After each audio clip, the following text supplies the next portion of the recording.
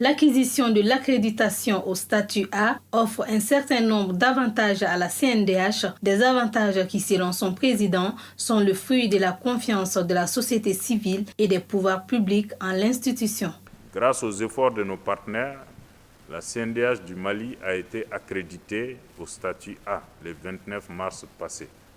Donc, ce statut est le plus élevé en matière de classification des INDH. Donc, l'importance du statut A, c'est que ce statut qui est obtenu sous l'égide du Haut Commissariat des Nations Unies aux droits de l'homme constitue un gage de légitimité et de crédibilité, avec une expertise avérée sur un mandat large en matière de droits de l'homme.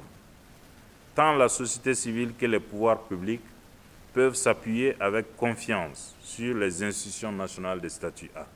Un autre avantage, c'est de participer aux sessions du Conseil des droits de l'homme, prendre la parole dans cette enceinte et soumettre des documents en tant qu'institution de statut A.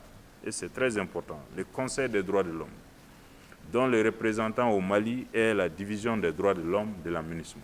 Se prononçant sur les allégations de violence imputées aux FAMA dans le rapport de la MINUSMA, le président de la CNDH estime qu'il faut relativiser, demander des investigations indépendantes avant toute prise de position au risque de mettre en cause les prérogatives de la commission. C'est-à-dire qu'on ne peut pas jeter toute l'armée en pâture.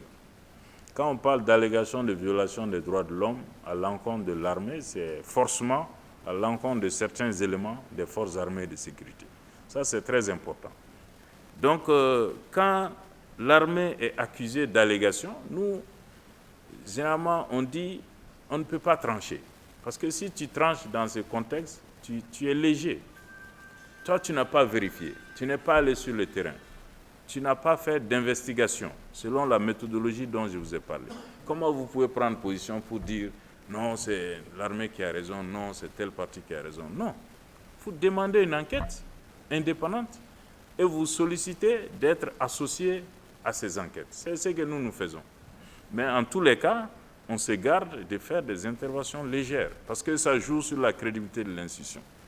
Ces moments d'échange avec la CNDH aura été l'occasion pour les hommes de médias d'être mieux édifiés sur les missions de cette institution nationale des droits de l'homme ainsi que les avantages liés au statut A.